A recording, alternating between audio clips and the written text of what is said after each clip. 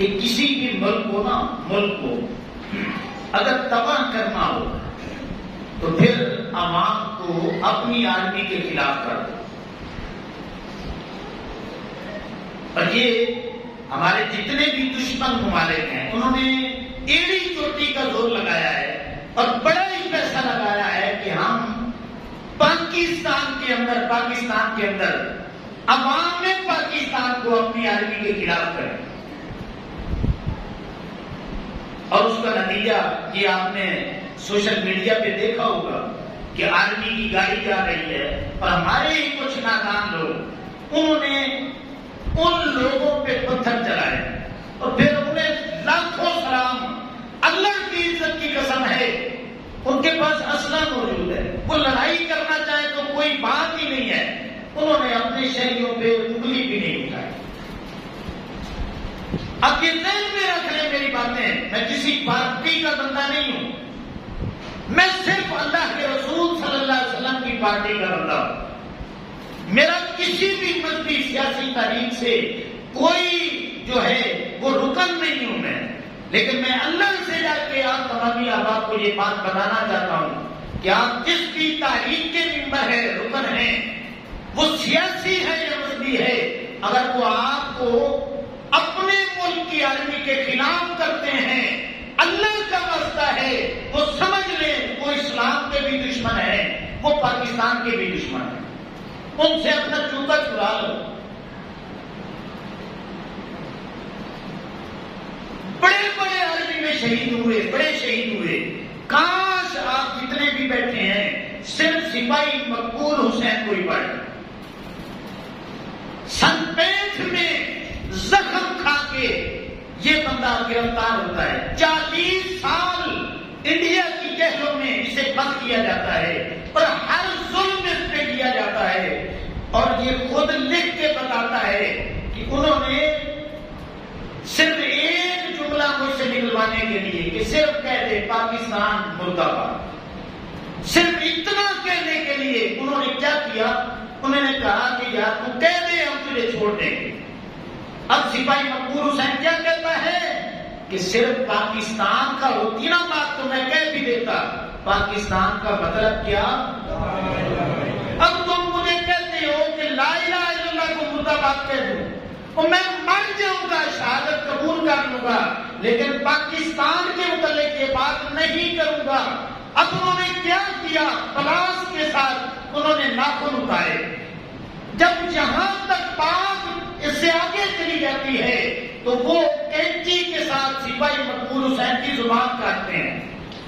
اب سپاہی مقبول حسین کیا کرتا ہے, جو زبان سے خون نکلتا ہے نا اس خون کو سیاہی بناتا ہے, اپنی شہادت کی انگلی کو قلم بناتا ہے, جیل کے اندر دیواروں پہ لکھتا ہے پاکستان کا مطلب کیا, لا الہ الا اللہ.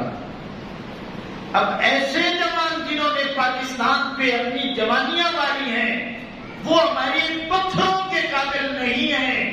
اللہ کی عزت کی قسم ہے وہ ہماری سلامیوں کے قابل ہیں, وہ ہمارے پھولوں کے قابل ہیں. ہم رات کو سوتے ہیں, وہ کھڑے ہو کر ہمارا پہرا دے رہے ہوتے ہیں. اور آج ایک نعرہ لگایا جاتا ہے, کوئی کہتا ہے نیا پاکستان, کوئی کہتا ہے پرانا پاکستان. آج یہ ذہن میں رکھ لیں, نہ نیا پاکستان نہ ہی پرانا پاکستان, ہمیں ہمارا پاکستان چاہیے, ہمیں ہمارا پاکستان چاہیے. تو اس لیے آج گلی گلی محلوں میں اسکولوں میں یہ ضرورت ہے اس وقت کی کہ ہم اپنے اپنے دائرے میں رہ کر کے ہم آرمی کے ساتھ, اپنی فوج کے ساتھ, اپنے ملک کے ساتھ اپنی اپنی محبت کا اظہار کریں. تو ایک نعرہ لگایا کہ پاکستان کا مطلب کیا,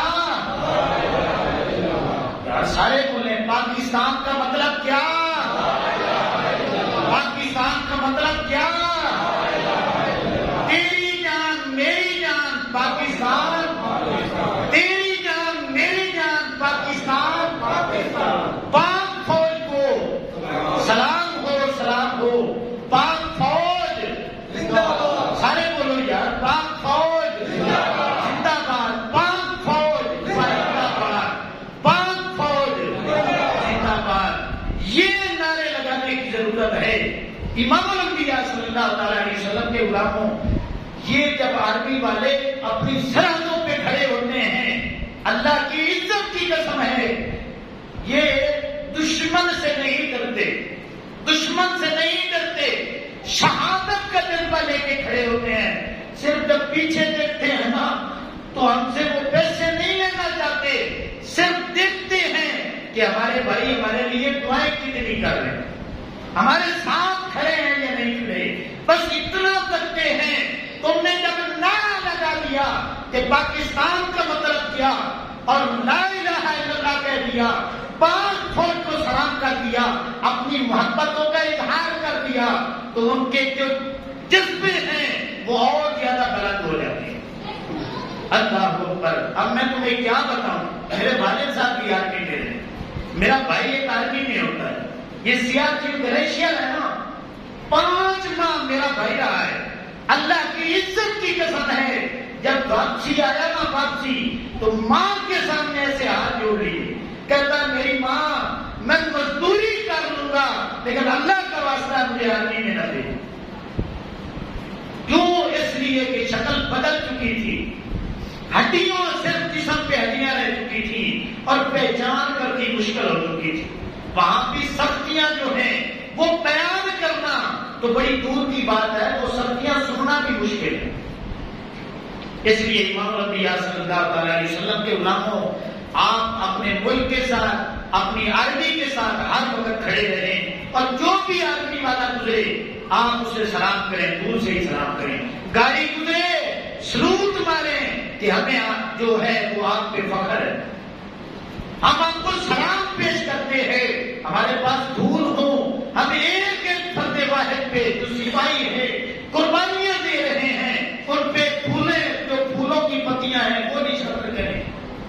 اللہ اکبر۔ تو اس لیے امام الانبیاء صلی اللہ تعالی علیہ وسلم کے غلاموں، یہ وقت کی ضرورت ہے کہ ہم دشمن تک یہ پیغام پہنچنا چاہیے کہ ہم اپنی آرمی کے ساتھ کھڑے ہیں۔ اب 99% ہمارے جو شعبہ جات ہے ملکی، آپ کو پتا ہے وہ تنزلی کا شکار ہو چکے ہیں۔ ایک شعبے پہ دشمن جو ہے وہ ہمارے ساتھ لڑائی نہیں کر سکتا، وہ ہے آرمی۔ اگر ہم آرمی کے خلاف ہو جاتے ہیں تو سمجھ لیں ہم نے خود جو ہے تباہی کو خود دعوت دے دی۔ تو اس لیے امام الانبیاء صلی اللہ علیہ وسلم کے غلاموں، میں آپ یہ جو مسجد میں بیٹھے ہیں یہ اپنی آرمی کی وجہ سے بیٹھے ہیں۔ اس لیے امام الانبیاء صلی اللہ علیہ وسلم کے غلاموں، آپ کو کوئی بھی برگلانے کی کوشش کرے، آرمی کے خلاف کرنے کی کوشش کریں، آپ اس پارٹی کو خیر بات کریں کہ آپ غیر کا، دشمنوں کا اب اعلی کار بن چکے۔ میں اپنے ملک کے ساتھ کھڑا ہوں، اپنی آرمی کے ساتھ کھڑا ہوں۔ تو اللہ رب العزت مجھے آپ کو یہ جو محبتیں ہیں دین کے حوالے سے ہیں، قرآن کے حوالے سے ہیں، اللہ رب العزت یہ ہماری محبتیں سلامت رکھے۔ میں دعا کرتا ہوں اللہ رب العزت مجھے آپ کو سبھی کو اس پر عمل کی توفیق عطا فرمائے۔ وما علینا الا البلاغ۔